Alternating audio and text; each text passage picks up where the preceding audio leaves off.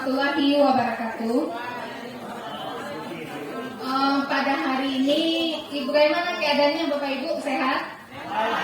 Alhamdulillah. Baiklah. Karena semuanya dalam keadaan sehat-sehat saja, walaupun sudah sore ya Bapak Ibu ya.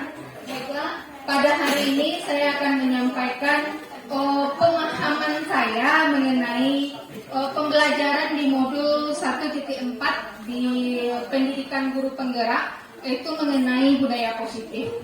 Mungkin Bapak Ibu juga sudah tahu sebagian, jadi mungkin saya jelaskan lagi. Nanti kalau mau Bapak Ibu mau bertanya, boleh silakan. Kalau saya bisa bertanya, saya jawab, insya Allah akan saya jawab. Apabila nanti saya mendapatkan susah untuk menjawabnya, saya akan minta bantuan dari senior mentornya. Ya, baik. Saya mulai Bapak Ibu. Jadi budaya positif, ya. Budaya positif ini konsep inti dalam budaya positif itu di sini saya ambil ada 6 Bapak Ibu. Ya, yang pertama itu ada disiplin positif, lalu ada motivasi perilaku manusia, selanjutnya ada kebutuhan dasar manusia, lalu ada posisi kontrol seorang guru, selanjutnya ada keyakinan kelas atau kesepakatan kelas, lalu ada segitiga restitusi. Apa sih yang di depan ini? Jadi kayak gini Bapak Ibu. Yang pertama itu mengenai disiplin positif. Disiplin positif, disiplin. Kata disiplin ini berasal dari bahasa Latin, yaitu disiplina, yang artinya adalah belajar. Jadi disiplin diri itu mengacu pada rasa tanggung jawab terhadap apa yang dilakukan berdasarkan keyakinan yang dimilikinya sendiri. Itu yang disebut dengan disiplin diri. Lalu disiplin positif itu merupakan salah satu cara penerapan disiplin yang bertujuan untuk menumbuhkan kesadaran serta memberdayakan peserta didik tanpa imbalan atau reward atau alasan tertentu, misalnya diancam atau memberi hukuman. Itu yang disebut dengan disiplin positif. Jadi disiplin positif itu memang muncul dari peserta didik itu sendiri, bukan karena kita ancam ada hukuman atau karena kita kasih reward atau hadiah.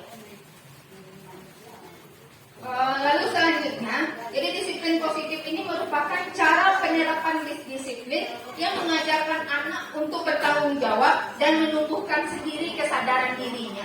Dan kesadaran dirinya itu tumbuh dari dalam dirinya sendiri. Lalu disiplin positif ini lebih ke arah kepada disiplin diri yang dapat mengontrol diri dalam melakukan segala tindakan. Jadi disiplin positif ini adalah disiplin dirinya untuk mengontrol dirinya sendiri untuk melakukan apapun tindakan tersebut.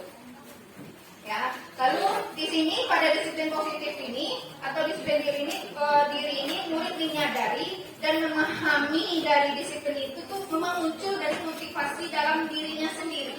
Jadi dia melakukan sesuatu itu memang muncul dari dirinya sendiri. Itu adalah yang disiplin positif ini. Lalu lanjut Bapak Ibu, kebutuhan dasar manusia.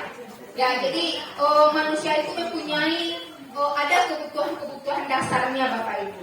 Jadi kebutuhan dasar manusia itu adalah segala sesuatu yang kita lakukan untuk mendapatkan apa yang kita inginkan. Seluruh tindakan yang kita lakukan itu memiliki tujuan tertentu.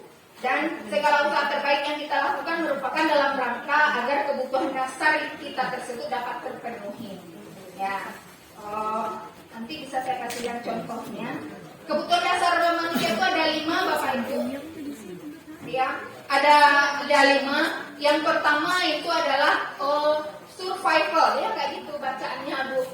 Ya Bu Ii, survival atau kebutuhan untuk bertahan hidup. Kebutuhan untuk bertahan hidup ini mencakup kebutuhan pakaian, kebutuhan kesehatan, kebutuhan makanan, kebutuhan akan tempat tinggal, itu termasuk kepada kebutuhan survival atau kebutuhan untuk bertahan hidup. Lalu lanjut lagi Bapak Ibu, yang kedua itu ada kebutuhan love and belonging atau kebutuhan akan cinta dan kasih sayang. Nah, di sini tuh kebutuhan seperti ingin dihargai, ingin disayangi, ingin dicintai. Inilah termasuk dalam kebutuhan, ya, itu termasuk dalam kebutuhan dasar manusia, bagian dari love and belonging. Selanjutnya ada kebutuhan akan kekuasaan atau power. Kebutuhan akan kekuasaan. Di sini kebutuhan akan kekuasaan ini seperti mau jadi pemimpin, mempunyai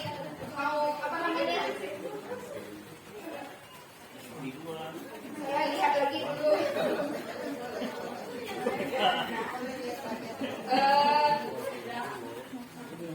Kalau yang power itu atau kekuasaan itu mempunyai bisa menjadi kompeten, itu masuk dalam kebutuhan akan kekuasaan.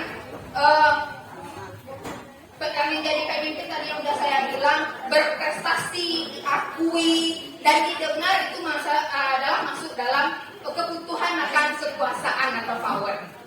Selanjutnya ada kebutuhan akan kebebasan atau freedom. Kebebasan ini, kebutuhan akan kebebasan ini termasuk itu adalah kayak mandiri,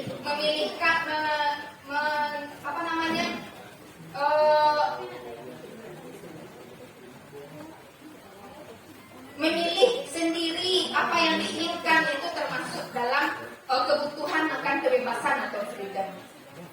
Lalu yang terakhir itu kebutuhan dasar manusia itu adalah Bapak Ibu atau fun atau kebutuhan akan kesenangan.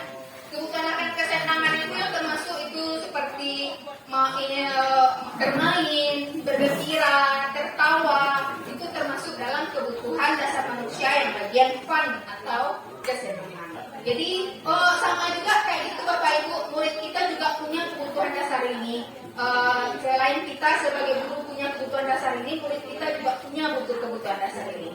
Jadi ketika ada mungkin murid kita yang suka bermain di dalam kelas, mungkin kebutuhan akan dasar kesenangannya ini yang lagi kurang. Mungkin seperti itu Bapak Ibu. Kemudian ada motivasi perilaku manusia. Nah, kalau motivasi perilaku manusia ini secara garis besar itu ada 3 motivasi perilaku manusia ini Bapak Ibu. Motivasi perilaku manusia ini apa yang memotivasi manusia itu untuk melakukan sesuatu tersebut? Yang pertama, motivasi perilaku manusia itu adalah dia melakukan sesuatu itu untuk menghindari atau takut akan adanya hukuman.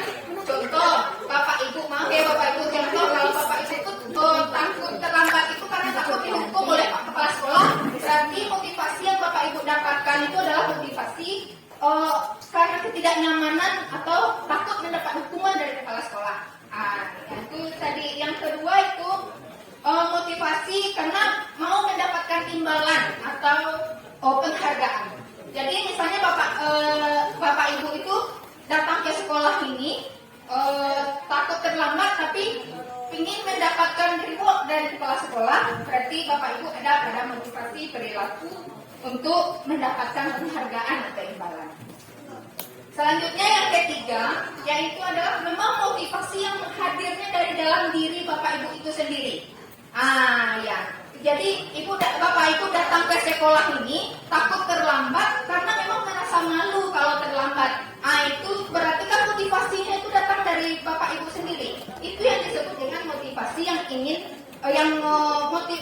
motivasi yang timbulnya dari dalam diri sendiri. Jadi memang motivasi itu datang karena ingin menghargai diri Bapak Ibu sendiri, bukan karena orang lain. Ya, jadi kalau kita klasifikasikan motivasi yang pertama dan yang kedua itu masuk ke dalam motivasi ekstrinsik atau motivasi yang mengakibatkan karena ada alasannya dari luar. Yang itu tadi termasuk karena takut hukuman atau takut karena ingin mendapatkan penghargaan. Motivasi yang baik itu adalah memang motivasi yang munculnya dari dalam diri sendiri. Karena memang kita menghargai diri kita sendiri, makanya kita berperilaku seperti itu. Jadi motivasi intrinsik ini motivasi yang yang ingin menghargai diri sendiri ini itu disebut dengan motivasi intrinsik. Memang motivasinya muncul dari dalam diri Bapak Ibu sendiri. Pada motivasi pada motivasi ini itu menghindari hukuman dan penghargaan yang berlebihan. Kenapa? Karena Bapak Ibu tahu tidak, ternyata penghargaan yang berlebihan itu termasuk dalam salah satu hukuman. Nah, ya. Jadi ada beberapa penyebab dari pemberian hukuman ini Bapak Ibu. Yang pertama itu ada pengaruh jangka pendeknya, ada pengaruh jangka panjang kalau diberi hukuman ini. Ya, kemudian ada menjadi hukuman ini dapat melakukan penghargaan yang dapat mengakibatkan penghargaan yang tidak efektif. Hukuman juga dapat merusak hubungan. Nah, sebagai salah satu contoh, kalau seandainya Bapak Kepala Sekolah memberi hukuman kepada Bapak Ibu karena terlambat, berarti kan Bapak Ibu pasti punya perasaan yang tidak enak terhadap Bapak Kepala Sekolah. Makanya hukuman itu dapat memperburuk hubungan seseorang. Jadi penghargaan ternyata atau pemberian hadiah atau reward itu juga ternyata salah satu termasuk dalam hukuman Bapak Ibu. Saya juga baru dapat ilmu ini dari pendidikan di sini Bapak Ibu. Ternyata tapi di sini ditekankan adalah penghargaan atau pemberian hadiah dalam yang berlebihan. Jadi ditekankan dengan kata-kata pemberian penghargaan yang berlebihan. Ternyata pemberian penghargaan yang berlebihan ini juga termasuk salah satu hukuman. Ya, itu tadi mengenai motivasi perilaku manusia Bapak Ibu. Lalu selanjutnya kita masuk kepada posisi kontrol seorang guru. Ini dia, ini yang biasa kita udah jalani. Coba setelah ini Bapak Ibu guru ingat-ingat lagi, sebenarnya Bapak Ibu guru berada di posisi kontrol yang mana? Ya, jadi ada 5 posisi. Suara guru yang mempunyai posisi kontrol sebagai penghukum ini, dia suaranya keras, lebih cenderung kepada memberikan hukuman secara verbal maupun secara fisik. Nah, suaranya keras dan lebih cenderung memberikan hukuman secara verbal maupun secara fisik. Boleh Bapak Ibu lihat contoh video berikut ini.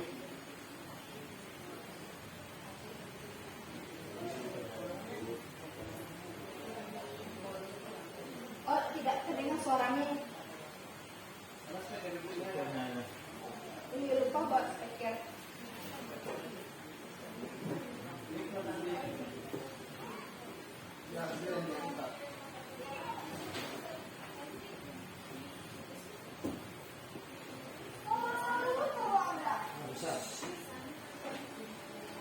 Yang ketiga Bapak Ibu itu ada posisi kontrol sebagai teman. Ya, yang ketiga itu adalah posisi kontrol sebagai teman. Pada posisi kontrol sebagai teman ini, itu terjalin hubungan yang bagus antara seorang guru dengan muridnya. Jadi kesannya sangat akrab antara guru dan murid tersebut. Posisi kontrol sebagai teman ini Bapak Ibu itu ada dampak positifnya, ada dampak negatifnya. Yang positifnya yaitu terjalinnya hubungan yang baik antara seorang guru dengan muridnya. Negatifnya apa? Pada posisi kontrol seorang teman ini, karena ada tadi hubungan yang baik antara guru dan muridnya, akan terbentuk rasa percaya yang sangat tinggi oleh seorang guru ini kepada seorang murid ini kepada gurunya. Jadi ketika suatu saat nanti seorang guru itu tidak bisa menolong si murid ini, dia akan mempunyai perasaan kecewa yang sangat sekali. Jadi ini yang posisi kontrol sebagai teman. Posisi kontrol sebagai teman ini bisa kita lihat kata-katanya seperti ini Bapak Ibu pada video selanjutnya.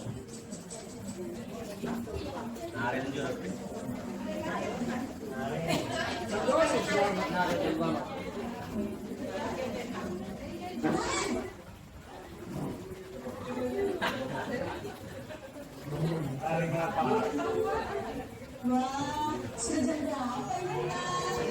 Berangkat lagi ya sayang.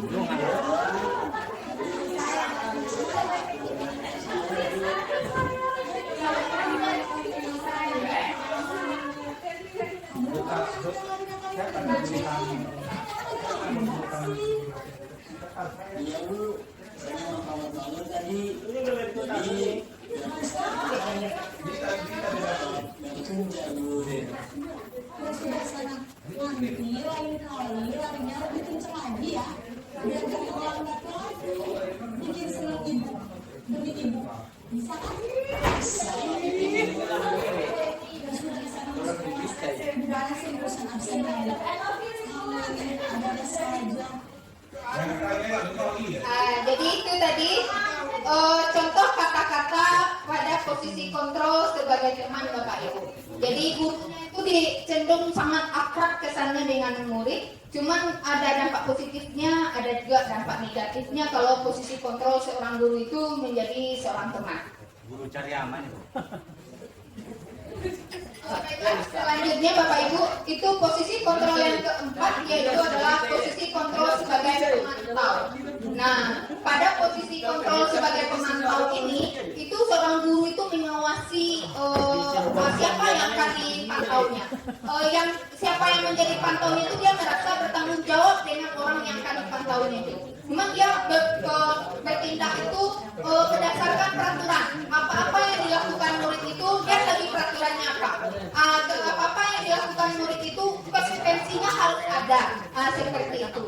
Kita lihat lagi masih Naren juga Bapak Ibu yang disalahkan di sini masih Naren juga. Kita lagi lihat lagi video Naren tapi ibunya sekarang berposisi sebagai pemantau. Sebelumnya yang teman tadi kayak kata-kata ayolah demi ibu itu adalah kata-kata posisi kontrol seorang guru sebagai teman. Ya Bapak Ibu ya.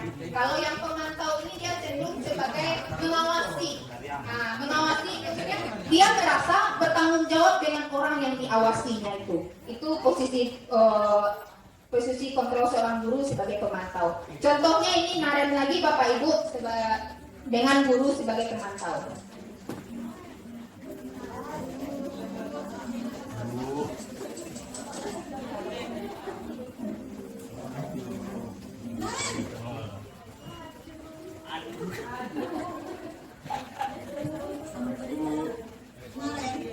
Apa peraturan sekolah kita tentang jam berapa kita harus masuk sekolah, Nak?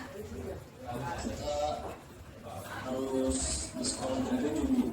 Iya betul, sekarang sudah jam 7.20. Kalian sudah tahu konsekuensinya jika terlambat lagi. Apa bro? Apa Pak Yan?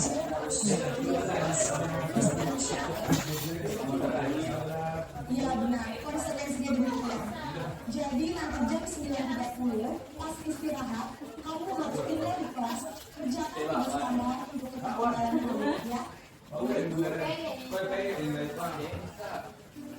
Nah, itu tadi Bapak Ibu posisi kontrol sebagai pemantau. Jadi suara guru yang mempunyai posisi kontrol sebagai pemantau ini cenderung lebih datar. Cuman dia selalu bertindak itu berdasarkan apa peraturannya lagi. Lihat ke peraturan. Kemudian dia memberikan konsekuensi. Konsekuensi dan hukuman itu berbeda ya Bapak Ibu. Kalau hukuman itu lebih ke negatif, kalau konsekuensi bisa saja tidak negatif. Lalu posisi kontrol yang terakhir Bapak Ibu yaitu ini posisi kontrol yang kelima.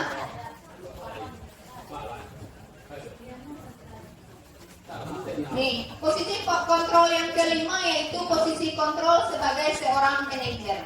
Nah, kalau pada posisi seorang manajer ini kalau terjadi ada masalah terjadi masalah dengan siswa, itu gurunya cenderung mengajar diskusi, kemudian menggali sendiri ke motivasi intrinsik murid ini. Jadi menimbulkan tanggung jawab kepada si murid, yang tanggung jawab ini memang muncul dari dalam dirinya sendiri. Dia menyadari kesalahannya itu dan memang muncul dari dalam dirinya sendiri. Itu yang posisi kontrol sebagai manajer. Biasanya kalau yang manajer ini itu dia mengadakan diskusi atau bisa disebut juga dengan restitusi. Jadi setiap ada murid yang mengadakan masalah, beliau lebih mengajak siswanya itu untuk berdiskusi atau restitusi. Begini contohnya yang posisi sebagai manajer Bapak Ibu. Masih narik lagi ya Bapak Ibu.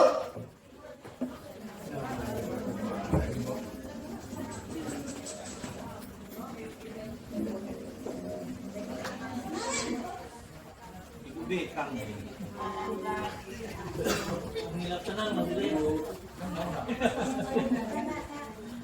Bu, saya terlambat. Iya, sekolah. Berarti sekarang bagaimana ini, Ren? Maaf Bu, saya lupa salah semalam. Baiklah, menurut kamu, keyakinan sekolah yang mana yang perlu kamu tingkatkan? Menghargai diri sendiri. Orang lain mungkin. Setuju. Jadi, apakah Ren meyakini prinsip saling menghormati tersebut? Ya Bu, saya meyakininya. Apakah Ren bersedia memperbaiki masalah keterlambatan ini? Memperbaiki masalah keterlambatan ini.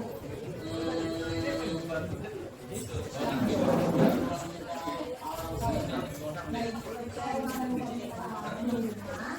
ada orang yang bisa untuk mengingatkan tidak? Ada Bu, maka saya, Kak Emma. Ada lagi selain Kak Emma?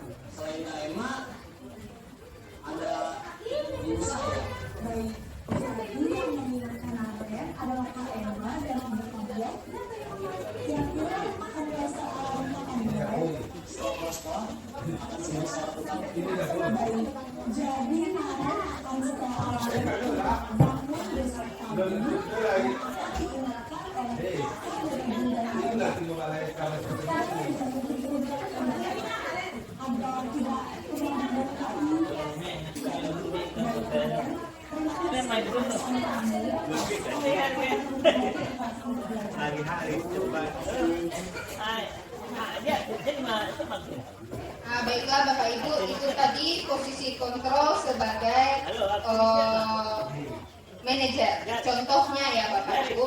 Jadi pada posisi manajer ini, siswa atau murid itu diajak untuk berdiskusi, menggali sendiri, mengakui sendiri kesalahannya itu apa. Kemudian mencari solusi dari murid itu sendiri, solusi apa untuk kesalahannya ini. Nah, jadi dari kelima posisi kontrol ini, itu yang wajib dimiliki oleh seorang guru itu adalah posisi kontrol sebagai seorang manajer, Bapak. Nah, yang wajib dimiliki oleh seorang guru itu adalah posisi kontrol sebagai seorang manajer. Kenapa? Karena posisi kontrol sebagai manajer ini yang dapat memunculkan motivasi intrinsik dari murid-murid kita. Sementara pada posisi yang nomor 1 sampai nomor 4 itu lebih banyak akibatnya adalah posisi ekstrinsik. Nah, seperti motivasi ekstrinsik seperti itu Bapak Ibu. Jadi pada posisi manajer itu seperti sudah saya sampaikan tadi, itu guru berbuat sesuatu bersama muridnya itu untuk mempertanggungjawabkan perilakunya itu dan mendukung murid. Jadi tidak semata-mata menyalahkan murid karena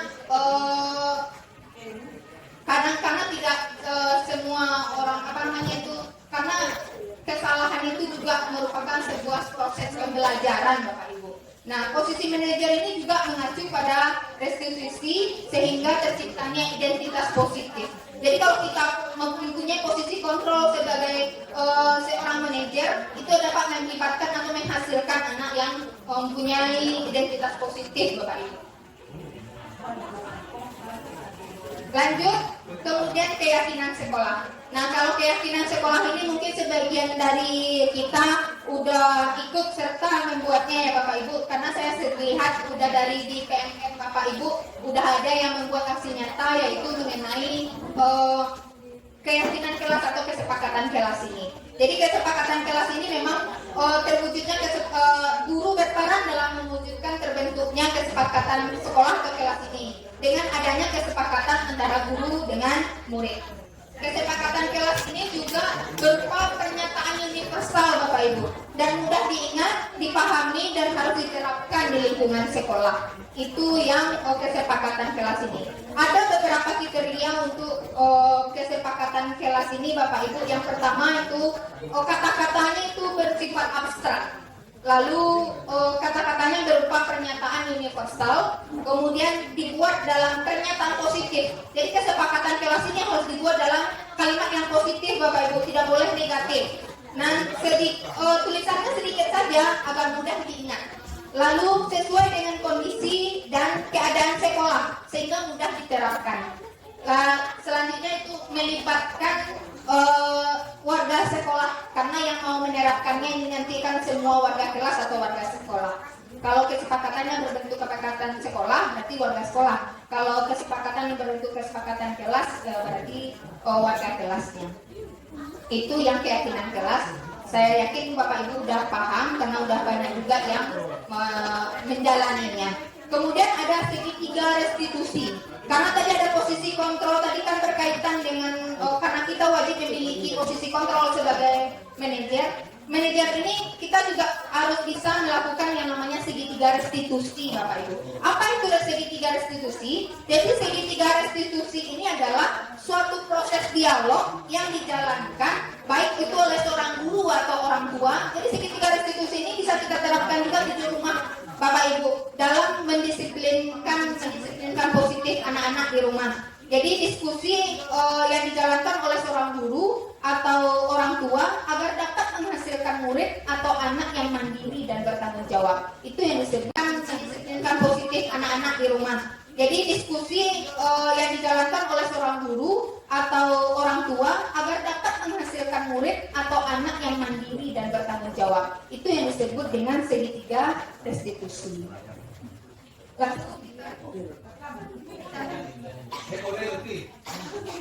Baiklah, selanjutnya segitiga restitusi ini kan berbentuk segitiga ya Bapak Ibu. Jadi segitiga restitusi ini mempunyai 3 sisi. Ada sisi segitiga restitusi ada 3 sisinya.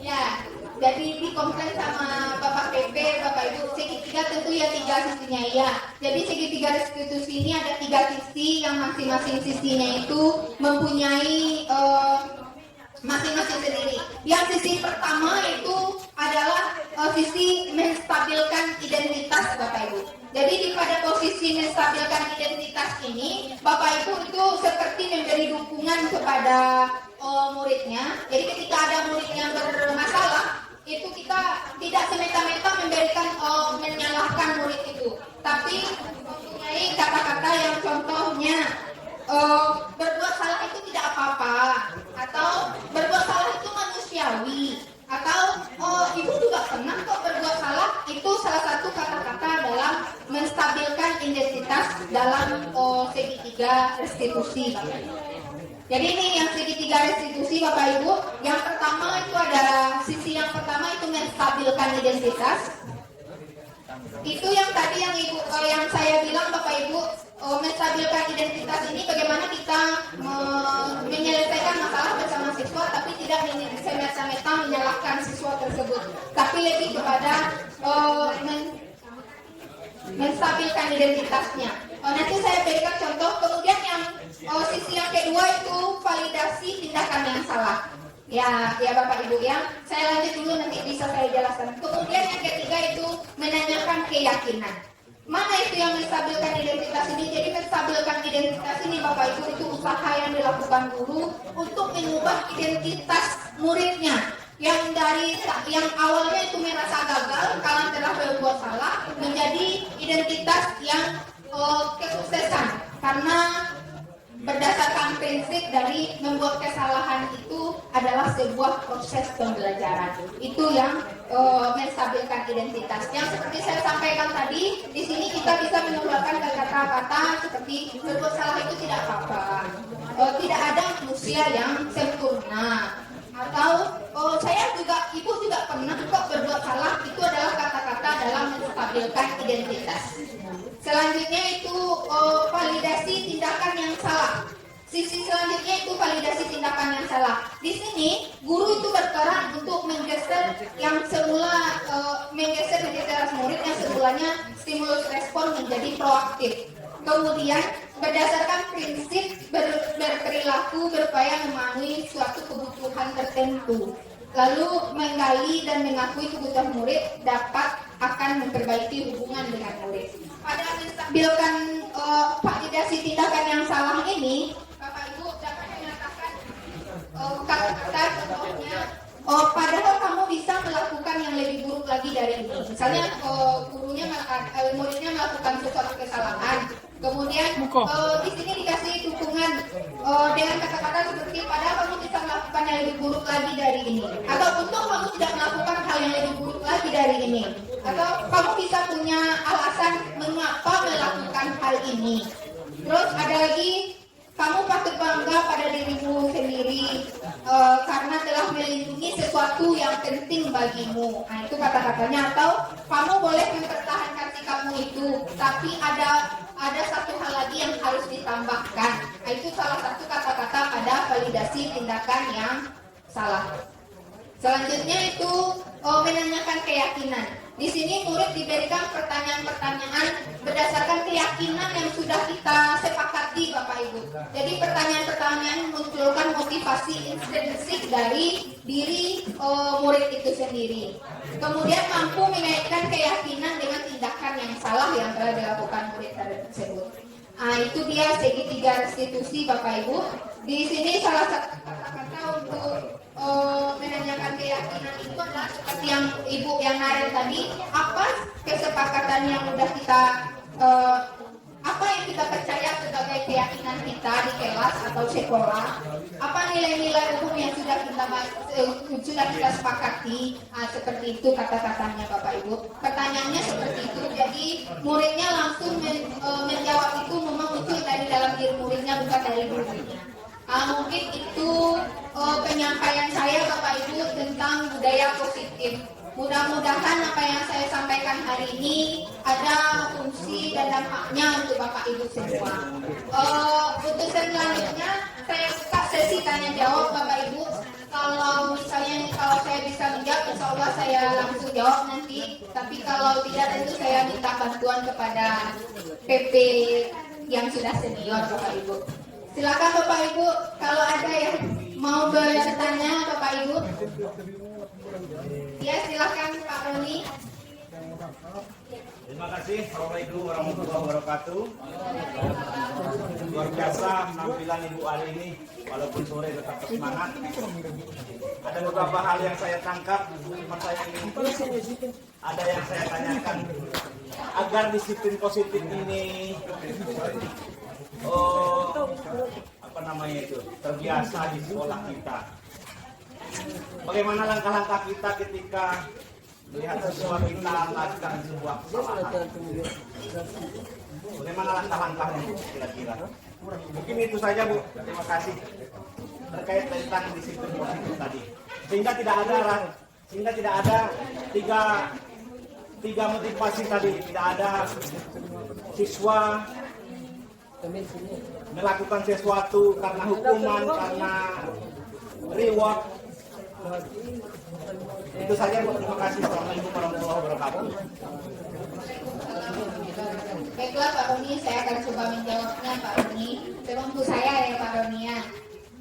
Kalau dari hasil diskusi atau pembelajaran yang sebelumnya itu, bagaimana sih cara kita untuk menerapkan disiplin positif ini di sekolah, atau langkah-langkah apa yang kita lakukan?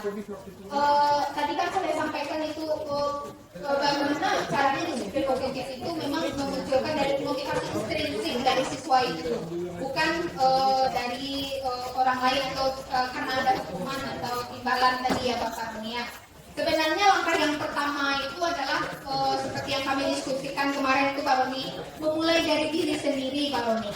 Dan salah satunya adalah kita sebagai guru, sebagaimana yang disampaikan oleh Ki Hajar Dewantara Pak Roni, ingat sosumtulogo. Seorang guru itu harus memberikan teladan kepada murid-muridnya. Jadi dimulai dari gurunya dulu memberikan teladan Bapak. Kalau menurut saya ya Pak Roni, mulai dari diri gurunya dulu yang memberikan teladan. Contoh, sebagai kayak siswa kita melakukan buang sampah sembarangan. Nah, ketika bagaimana memunculkan motivasi intrinsik itu, kita gali dulu dari kita coba berikan teladannya dulu Bapak Roni. Misalnya nampak sampah kita bantu mungut, jadi nanti lama-kelamaan pasti termuncul motivasi intrinsik dari murid kita untuk tidak melakukannya lagi. Itu mungkin Pak Roni. Atau Bapak Ibu ada yang bisa bantu?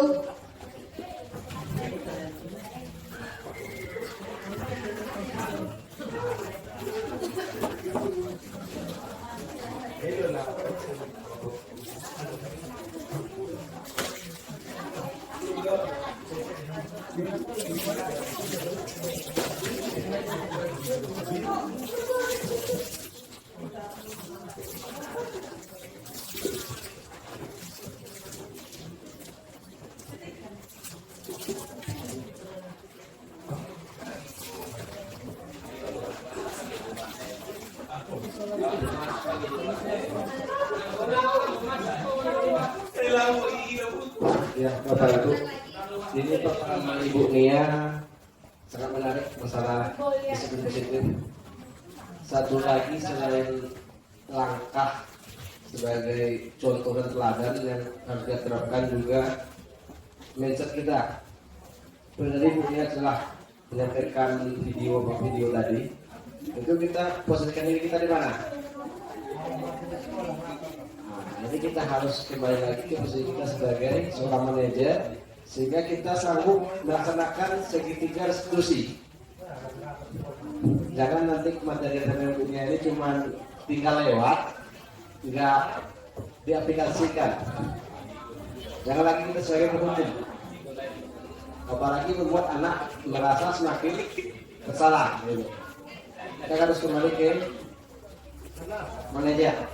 Bagaimana kita memanage anak sehingga segitiga restitusi ini bisa kita jalankan dengan optimal sehingga motivasi intrinsik atau internal anak muncul ke permukaan sehingga nantinya ke depan kita nggak lagi menghadapi anak-anak yang dibilang oleh tadi yang cari-cari perhatian istilahnya apa tuh? Bukan masalah tapi anak yang cari-cari perhatian sehingga yang itu terlambat sehingga yang terpulang. Kemudian yang lain, Pak Ibu. Terus kali ini main.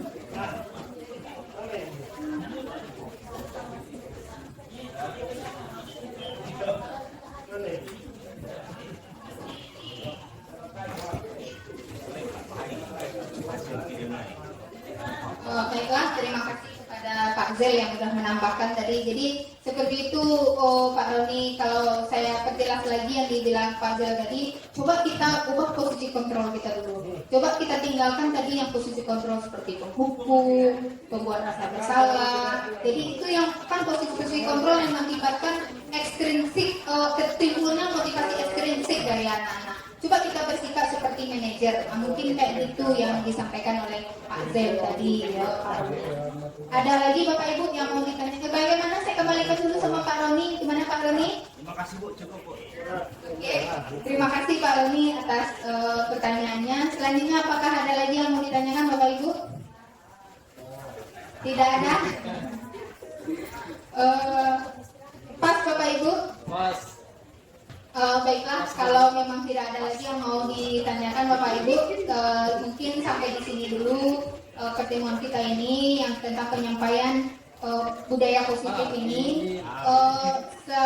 Saya minta maaf kalau ada kata-kata saya yang salah atau menyinggung perasaan Bapak Ibu tadi. Kemudian saya minta maaf kalau memang ada kata-kata saya yang salah dan membuat perasaan bersalah juga Bapak Ibu. Mungkin sekian dari saya akhiri. Assalamualaikum warahmatullahi wabarakatuh.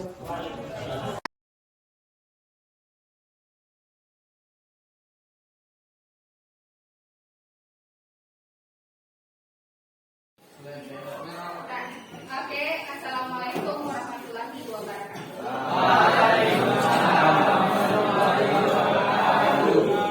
Jadi hari ini kita akan membuat kesepakatan kelas. Apa itu kesepakatan kelas? Apa itu kesepakatan kelas?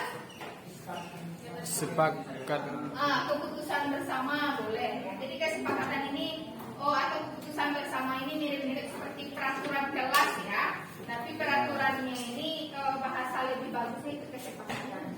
Di mana kita ada aturan-aturan atau kesepakatan yang kita bikin bersama tentang bagaimana kita aturan di dalam kelas kita. Oke? Jadi sekarang Ibu udah bagikan kertasnya masing-masing. Masing-masing coba bikin satu buah kesepakatan atau satu atau dua kesepakatan yang ditulis di kertas. Kemudian nanti kita tempel di kertas hitam ini. Ya, silakan mulai untuk bikin kesepakatan.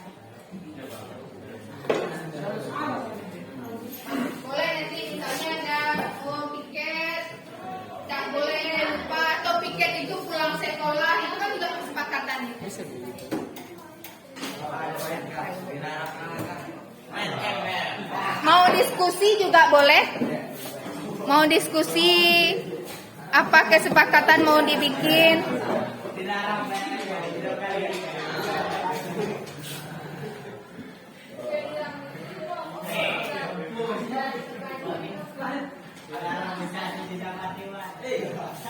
Boleh.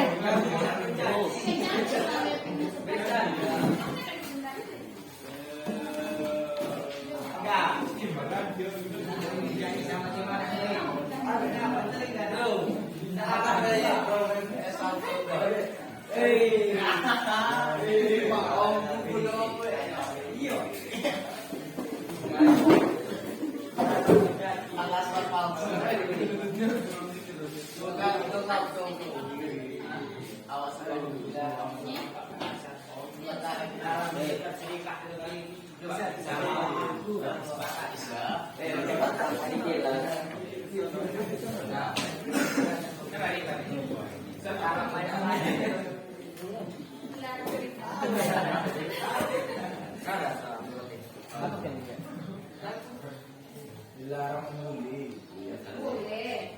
Nanti yang sama-sama nanti kita gabungkan aja. Udah ada yang selesai, boleh silakan langsung di tempel di sini. Dan di sini kita bikin judulnya kesepakatan kelas 12 TPL.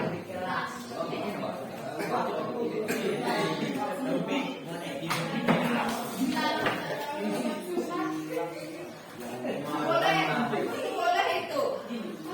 Boleh tidur di kelas. Berarti harus kirim surat berarti.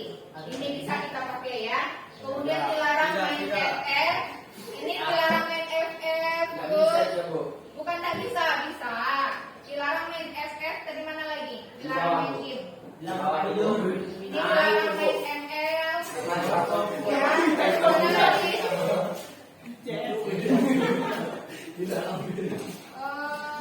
Tidur di kelas. Oke. Kita ganti dengan ini yang punya si Pranika, tidak boleh menggunakan HP saat belajar. Ini kan sama, ini kan pakai HP, ini pakai HP juga, ya kan? Jadi kita ganti yang ini tidak boleh menggunakan HP saat belajar. Ya. Kemudian untuk mengaji di kelas dilakukan secara bergiliran. Nah, ini sebenarnya kan udah kesepakatan sebelumnya juga udah ada. Ya, berarti sekarang kita udah kukuhkan kesepakatan kalau mengaji itu bergilir. Kalau misalnya sekarang si Angga, berarti besok Leo atau Fadel?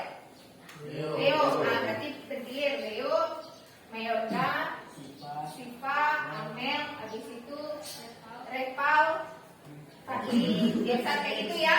Nah, berarti itu kesepakatannya. Kemudian ini dilarang buang sampah di kelas.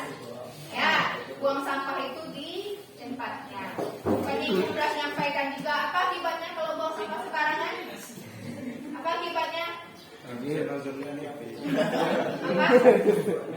Apa sih? Bisa dampak efeknya nanti lapisan ozon menipis ya Andrea. Itu kata Andrea. Lapisan ozon, kalau lapisan ozon menipis apa akibatnya Andrea? Panas, tidak ada lagi yang menyaring sinar UV ke bumi. Oke, lanjut. Ini oke, kita oke kan? Tidak boleh tidur di kelas. Ini betul juga ini tidak boleh tidur di kelas. Ini bisa kita pakai. Ini mendengarkan guru ketika menerangkan di depan. Betul. Baca assalamualaikum kita ketika masuk ke kelas. Ya, oke. Kemudian tidak membuang sampah ini sama tadi ya, sudah sini ya. Piket setelah pulang sekolah setuju nggak? Tidak. Kenapa? Mana yang mau piket pulang sekolah coba tunjuk tangan. Berarti tapi walaupun piketnya pagi hari, usahakan cepat datang sebelum guru yang pertama masuk sudah bersih kelas ini ya. Oke, tapi ini kita jadi ini memakai seragam lengkap. Memakai seragam lengkap. Ya, berarti kalau seragam lengkap, kalau baju putih kan ada kesepakatan kalau pakai dasi berarti harus pakai dasi. Ya. Apa lagi? Kalau di luar ruangan harus bawa topi kayak upacara harus pakai topi. Dalam ruangan kan nggak boleh pakai topi. Pakai topinya. Ya. Mana aja? Informasi guru ketika ketemu, ini yang banyak tidak melakukannya. Ya, asal lewat aja. Semua guru yang mengajar di sekolah ini adalah guru kita, ya kan? Iya kan? Nah, kebanyakan ya mungkin 1-2 ada yang menyapa, tapi sebagian yang lain itu acuh atau cuek. Nah, ya, sama kayak ibu lewat gelas, itu udah semua yang akan nyapa ibu. Pasti hanya orang-orang tertentu aja yang sering-sering nyapa. Ibu tandai siapa yang sering-sering nyapa, siapa yang tidak pernah nyapa. Nah, karena dia nggak kok bukan guru lah, guru listrik kan, bukan guru saya. Ini yang harus kita terapkan. Ya, semua guru di SMK pemerintah ini adalah guru kita. Oke, ini bagus kita ambil ya. Ini dilarang menutup hidung ini nak ganti kok. Itu. Nanti dilarang menutup hidung nanti nggak bisa nafas sebenarnya. Kita ambil ya.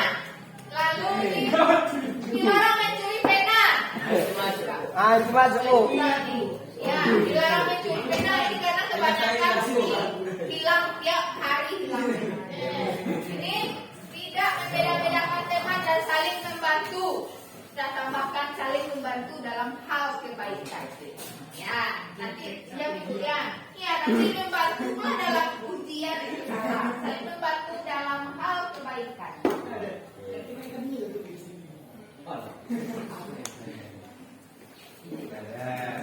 Nah, kita tambahkan ya, dibuat ya. Ini bagi yang tidak piket akan piket sendiri pada minggu berikutnya.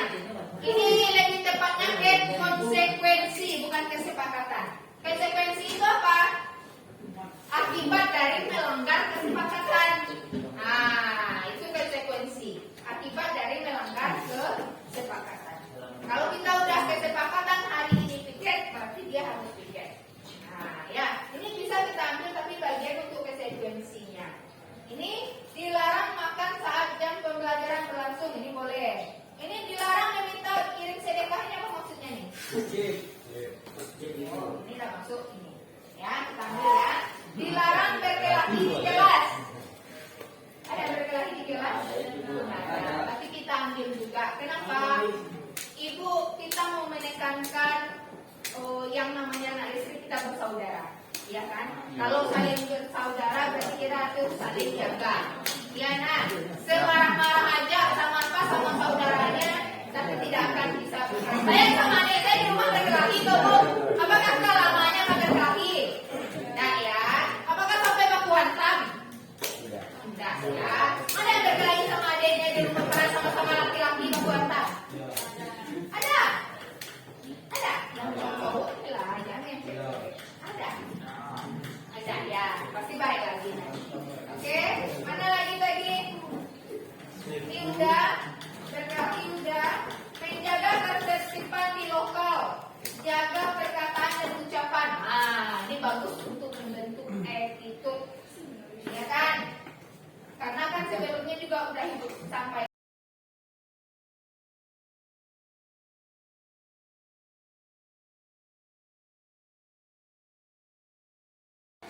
Assalamualaikum Bu. Waalaikumsalam. Silakan duduk Gio. Dia tahu kenapa ibu panggil hari ini? Tahu Bu. Kenapa? Saya tadi lompat pagar Bu. Kenapa lompat pagar? Kemarin saya juga terlambat Bu. Sudah dapat teguran dari Bu Tika. Kalau terlambat lagi saya takut panggilin orang tua Bu. Oh begitu. Kalau ibu jadi Gio, ibu juga takut itu kalau dipanggil orang tuanya. Sekarang coba Gio pikirkan, apakah keputusan Gio untuk melompat pagar itu sudah sesuai dengan kesepakatan sekolah kita? Tidak Bu. Kesepakatan sekolah yang mana yang Gio langgar? Kesepakatan disiplin sekolah Bu. Menurut Gio, apakah disiplin itu tidak perlu? Perlu Bu. Jadi sekarang, apakah Gio bersedia untuk memperbaikinya? Bersedia Bu. Apa yang akan Gio lakukan untuk memperbaikinya? saya akan tidak terlambat lagi, Bu. Lalu, Dan saya juga bangun lebih cepat, Bu. ya tepat sekali. Keputusan Gio itu memang adalah keputusan yang tepat. Lain kali jangan diulang lagi ya. Baik, Bu. Oke, sekarang silakan kembali ke kelas. Terima kasih, Bu.